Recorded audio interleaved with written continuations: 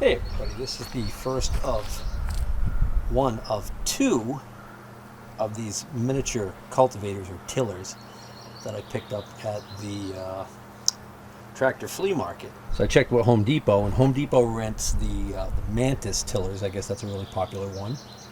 And they charge about $45 to rent one for 4 hours. And then it's like $55 for the day.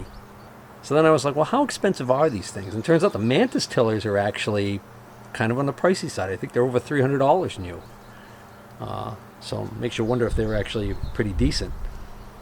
And so then I go to the, flea market, and I see one Mantis tiller, non-running. Seems like it physically looks like it's in decent condition. I score that thing for, for $15. And then, because I'm a glutton for punishment, I come across this one, and I talked the guy into taking $30 for this one. So I think the guy who sold me the Mantis one knew that there was something wrong with it.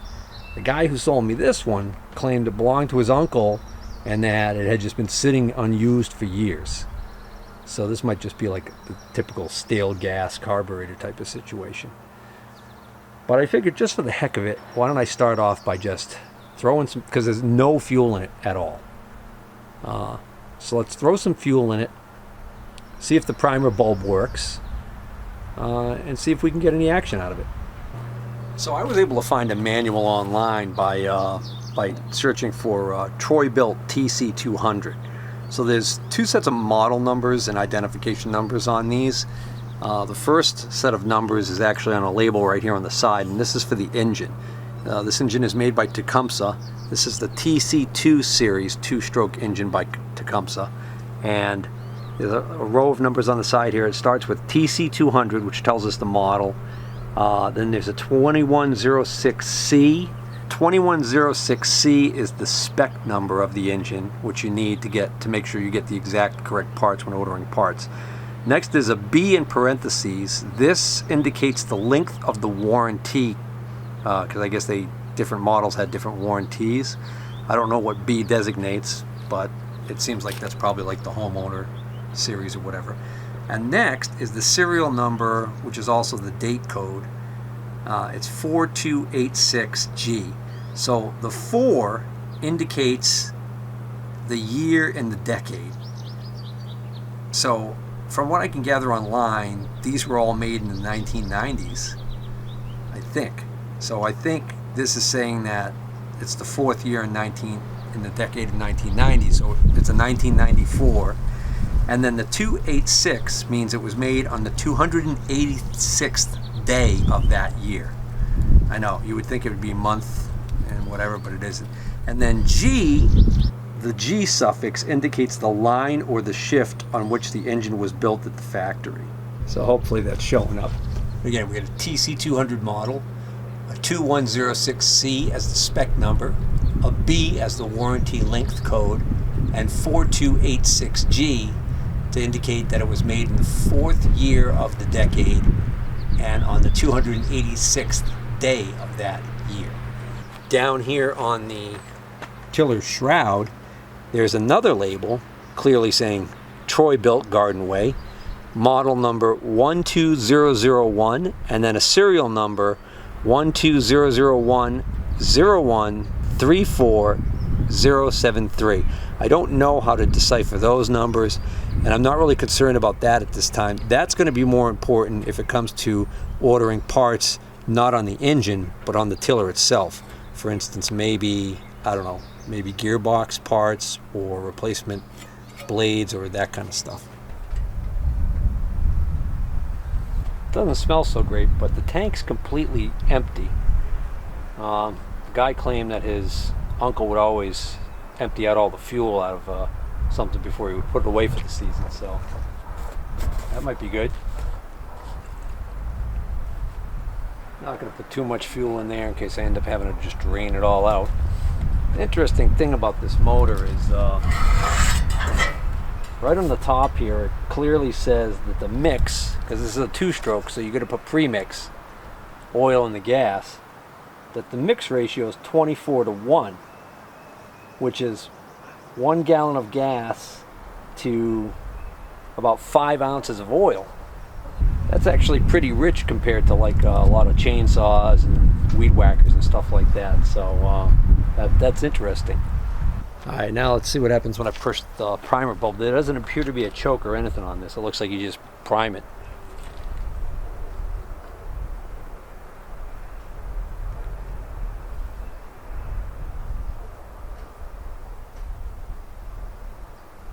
There we go, it's done now. It's making some noises like it's moving some fuel. Start up. That's pretty good. Did something. I guess you need to hold the throttle. Well, if I hold the throttle, I think it'll start spinning the tines, because remember how I said when I was cranking this they weren't turning and I was wondering about that? Well, I looked at the parts manual for this and there's a clutch in there. So you just... It's like a chainsaw, so that when you raise the RPMs, it'll start engaging the So you tines. just got 2 rototillers, cheaply, if they both work. Lift it up.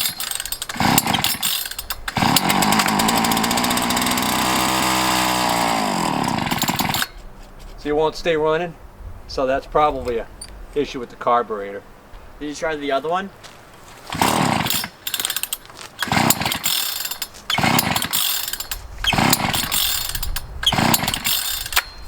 Playing with one disaster at a time, Mark.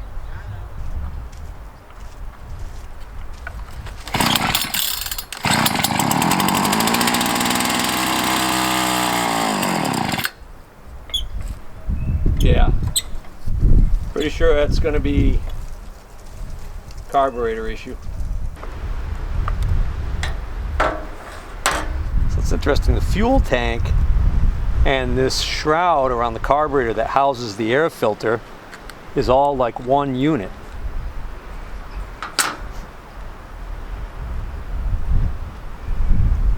And the air filter couldn't be simpler. It's just a sponge.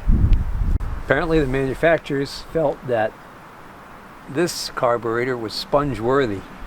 So I figured if this was like a chainsaw, then removing these 2 nuts might make this whole housing come off of there, but when I unscrewed the left one, the whole stud came out. Which I guess that's just because the nut must be on there too tight. Not tight enough that I didn't want to. That's kind of dirty pool the way they got this handle right in the way. Yeah, that one's coming off too. Well, I mean, it's going to still have the same effect that I wanted, but the difference is the carburetor is going to come off with it now. I was trying to leave the carburetor behind for the time being, just so I can see what's what here. Oh, we got one hidden right under here, under the pull starter.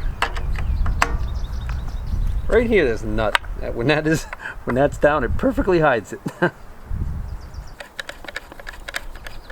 Not leaking gas everywhere yet, but I'm sure that's coming next, because I'm probably gonna have to undo these lines. Oh heck, I don't want all that to fall out. Alright, so that probably like a heat deflector plate just fell out. That was facing this way with the curve going down this way, which makes sense. It looks like it's, well, actually what it is, that's an air deflector to keep the air moving across the fins on the bottom of that cylinder correctly. Yeah, so we got a spring. Goes over to the throttle butterfly, and it comes from a lever that the linkage. Yeah, that's the governor lever. Okay, so we get kind of tight quarters here, but just so you can see what I'm looking at, there's the throttle butterfly linkage lever right there. All that attaches that to the rest of the throttle linkage is this spring, and then the other end of the spring attaches to this lever, which is what is actuated by the throttle. And the throttle, so that's being pulled by the governor. So essentially we get a tug of war going here between the throttle cable and the governor linkage. And the winner gets to open or close the throttle.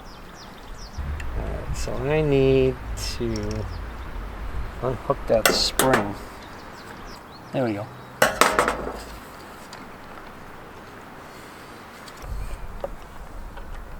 Oh, wrong again.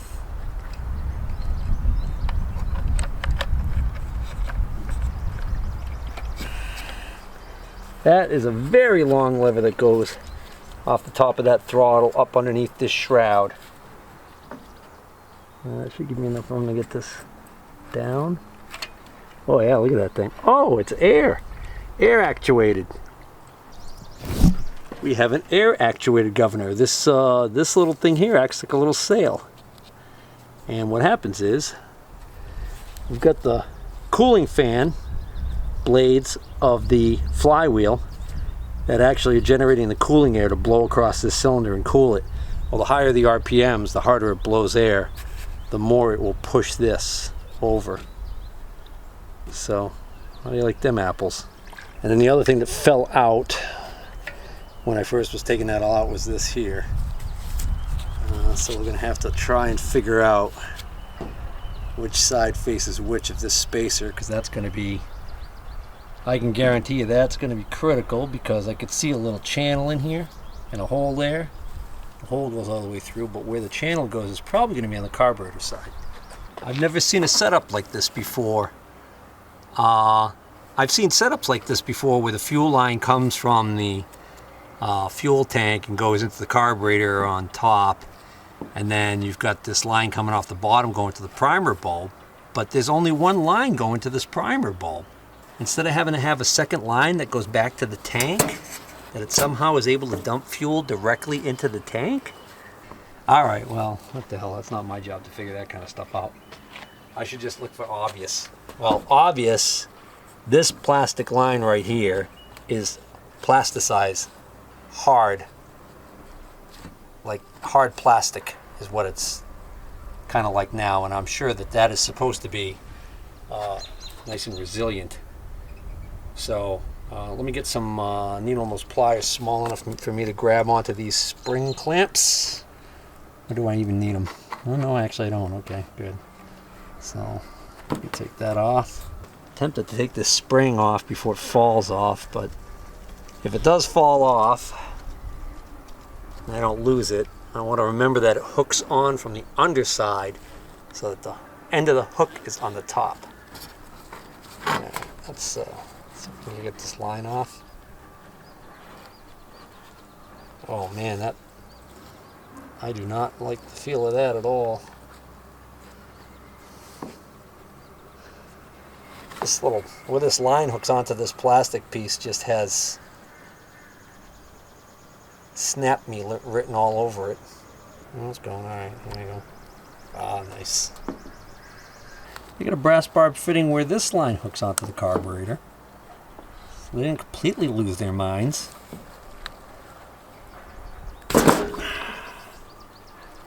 That line actually doesn't feel as bad as this one. This one's hard like a rock. It feels like if I were to try and bend it, it might even crack. This one's got a little bit of pliability left in it. Not much, a little bit. Alright. Oh, great. Where'd that come from? Son of a beekeeper. Oh, nice going, Walt. I don't know where that O-ring goes. Cross that precipice when we get to it. Inside of this carburetor looks like. Let's do this first. Pretty easy to tell how this goes back on. It has to have this bracket with the screw that sets the idle speed. It has to have that on this side where this lever is.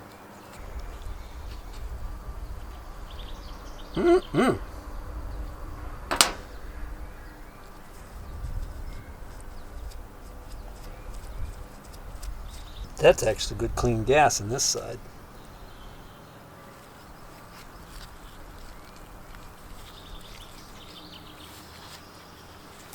Oh, there's that spring just came out. Uh-oh, I just noticed there's 2 holes on this damn thing. Oh, I might have to look at my own video footage to figure out which hole this goes in. This carburetor is made in Ireland. That's a first for me. When I was Googling this model number, the TC200, I do believe I stumbled upon someone saying they needed a carburetor for their Troybilt tiller. The carburetor was discontinued.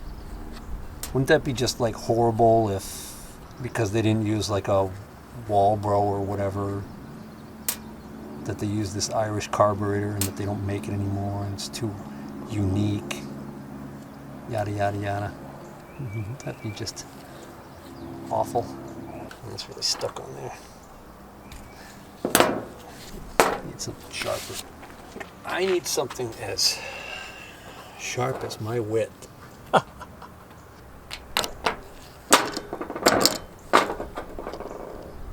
You got fuel in there too. Alright, so, as fuel pump diaphragms go, I've definitely felt worse. So, if I were a betting man, I would say that we've got a clog in one of the circuits here. I believe that's a main one right there. Oh, alright guys, so I had this down on the workbench to clean it. So I'm just going to go over real quickly what I ended up doing to clean this. This gasket popped off. I looked at it. It doesn't look like it's in too bad shape. I just have to make sure that when I put it back on, actually it looks like this can go on either way because there's a hole on both sides. So this hole's not used. That hole is the impulse. Goes through that. So that has to line up with a hole, but it turns out they made the gasket so you could put it on wrong or 180 degrees, doesn't matter. Anyways, getting back to the carburetor, so on this side not really much to see, but there is a screen. If you take a tool with a point like a pick, you can actually snag that little screen that's in there, pull that screen out and clean that screen. On this side we got a little bit more going on.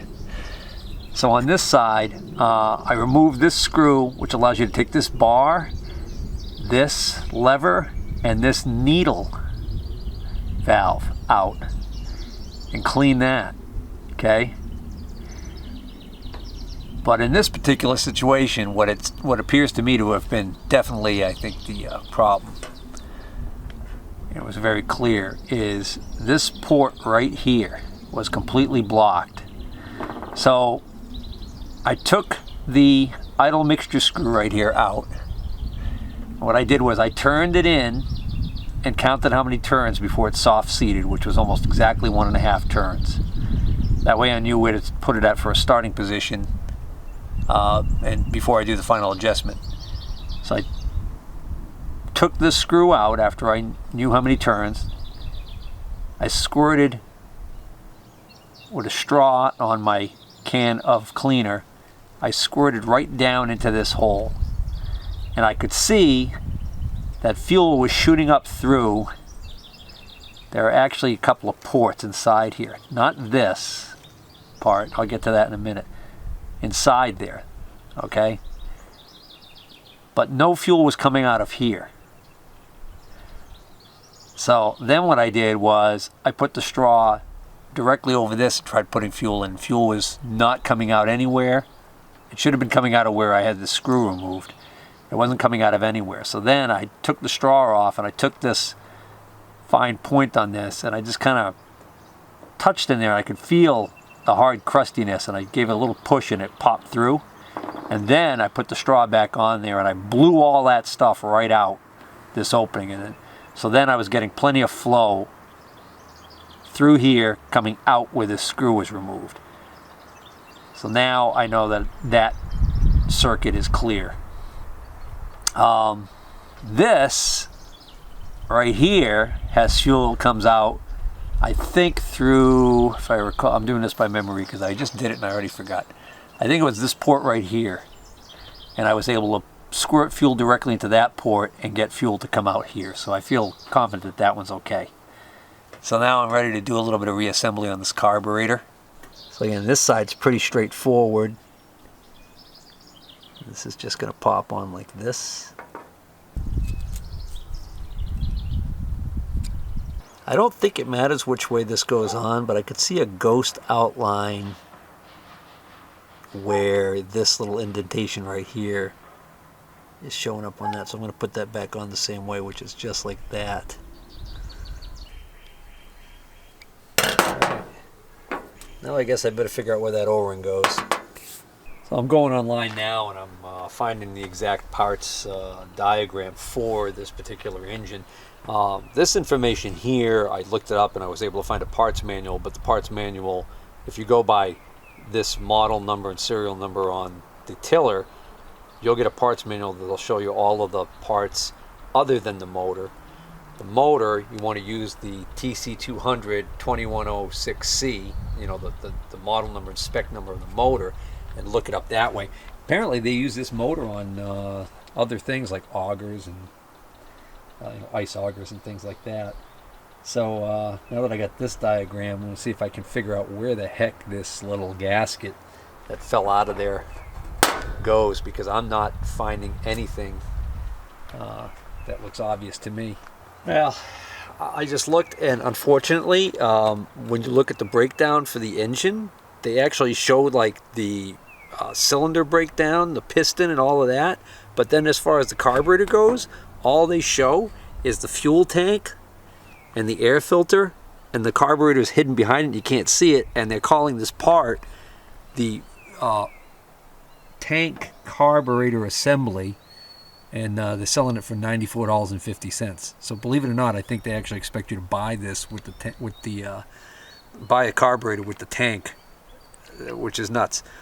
And so I was about to give up, and then I happened to notice right there, there's a groove on the back of this.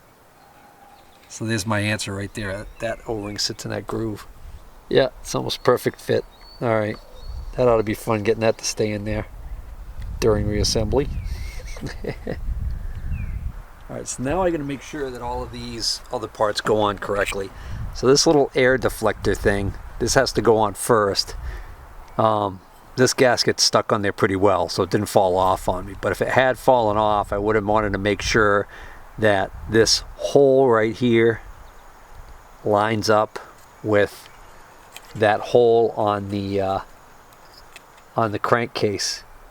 Okay, this is where your impulse from the crankcase comes to actuate the fuel pump. So that's going to come through that hole like that. So that's going to come through that hole right there. Then on the carburetor, the hole for the impulse is right there. Okay, but if we put this on, what you see is that the hole is on the wrong side. It's actually on the opposite side. So what they do is they use this plastic spacer block to actually cross the impulse over to the other side. So you see that hole right there? That hole goes all the way through to there. And then you get this channel that actually is used to route that impulse through here, along here, to here, where it will line up with the port on the carburetor. Perfect timing. Your mother just came home with your aunt. So if you weren't feeling like hearing more about all your wrong life choices, you could stay out here. It's nice going out the Norins here. It's kind of like Mummy and Stereo, one in each ear. No, I came out here to move my tractor. I'm going to take the leaf thing off. Huh? I'm going to teach Antonine how to drive it, but I want the leaf thing off, so I'm going to put the leaf thing over there. Why do you need to take the leaf thing off? Why? Is it too hard to put back on? It's heavy. That thing's heavy. Oh, okay.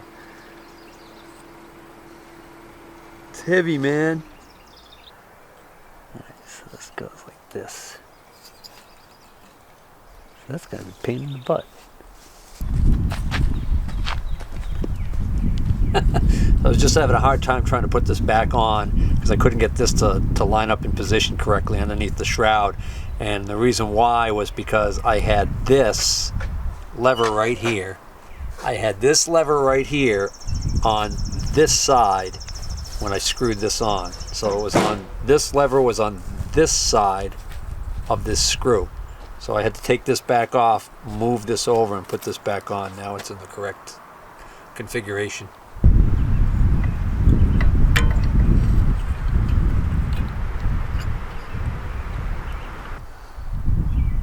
Alright, so at this point, this is where life would get a lot easier, I think, if... So what I started to say was, this is, at this point, it's where I think life would get a lot easier if these studs were still on the engine block. So interestingly enough, if the studs were still in the engine block, I wouldn't be able to slide this carburetor on because this plastic thing that sticks up here. So I would have had to have taken this shroud off, this top piece. But now that I have, now that I have that underneath there, I'm wondering if I can, could take these off and thread these studs in to hold this all together while I deal with trying to get this tank and gasket on without it falling out.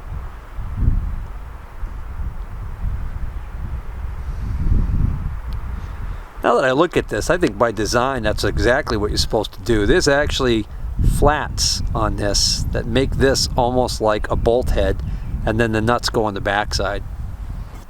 Yeah, alright, so removing those nuts off of the ends of the studs here I think was definitely the way to do this. That allows me to put this whole thing together, and then all I have to do now is slide the tank and everything on. You know what I forgot to do? I forgot to put the spring on to the throttle linkage. Alright.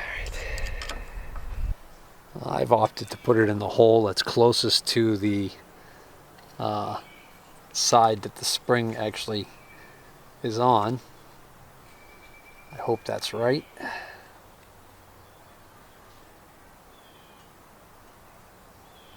And then this whole spring goes on like that. Okay. I think we got it. Get this wire out of there. These wires must have to go in front of this plate.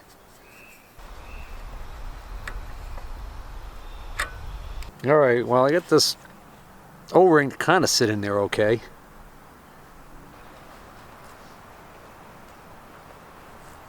Oh well, that doesn't seem right. This gasket must go between, it's like I made the perfect sandwich and then forgot to put a piece of cheese in. Alright, so I'm going to make an assumption here that it goes gasket, deflector plate, gasket, spacer, gasket, carburetor. Crying out loud, do you think they get enough gaskets in this thing? So now if I could just get one of these studs in to hold all of these in alignment.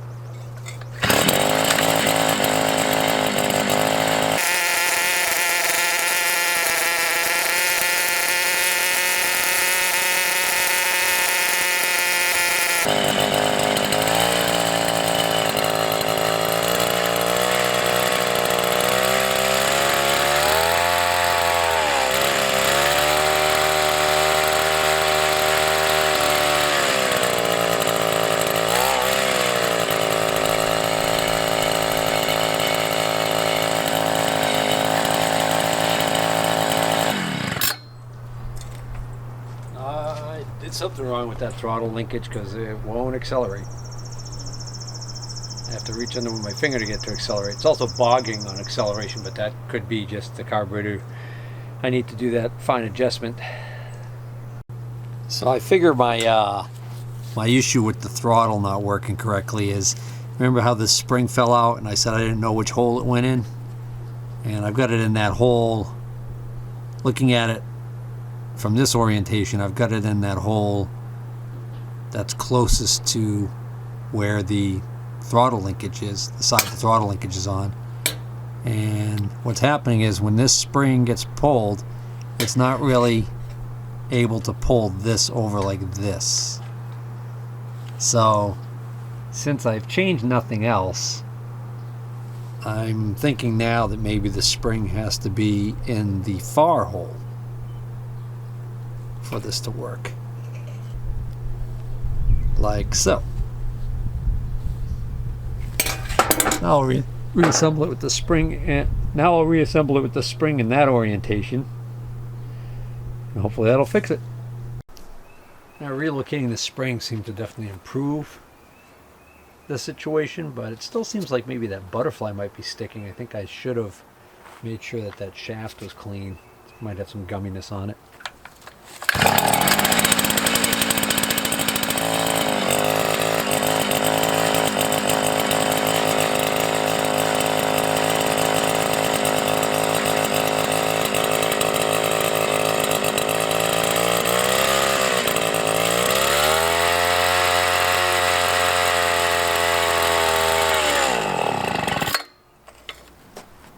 Alright, I think I'll try and adjust that carburetor and maybe do a test run.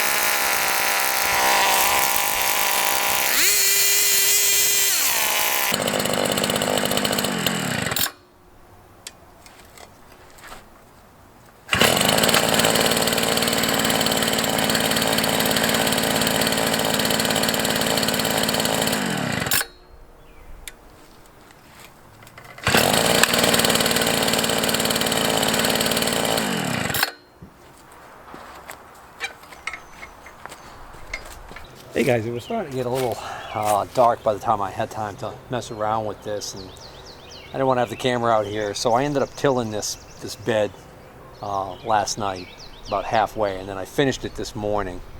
So I'm going to run it right now to show you how it's running. It's definitely getting better the longer I run it. I think lots of times good clean gas will act as a solvent, and it will help further break down any gummy deposits you might have. Of course, it can also cause a chunk of something to break off and get stuck and cause a whole other problem, but in this case it seems like it was working pretty good this morning. It seems like it does a pretty decent job. I think there's a bit of a learning curve as far as operating one of these. So like the guy I bought this from, he said it belonged to his uncle, but that I guess he had used one or used this one at some point, and he said it's really, his experience was that it was better to, once it starts digging in, that you actually pull it backwards and kind of drag it backwards and let it do its job.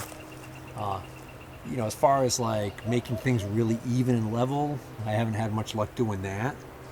But that's not what I wanted to do with it anyways. I can do that with a rake, simple enough after we're done. what I was doing was breaking up.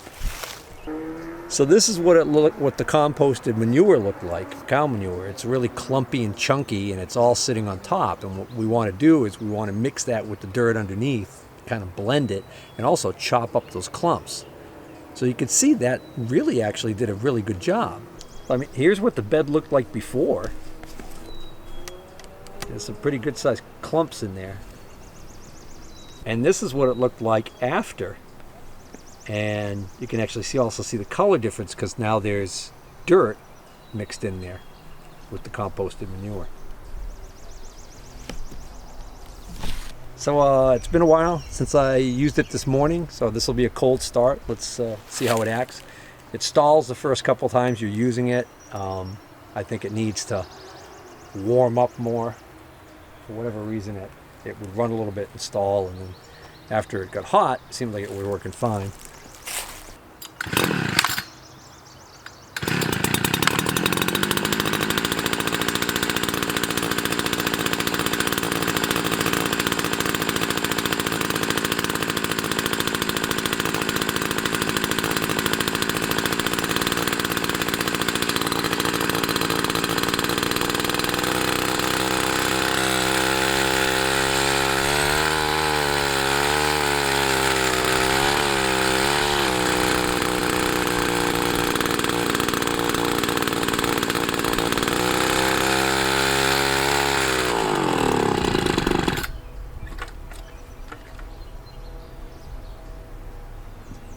So that's what it was doing earlier today.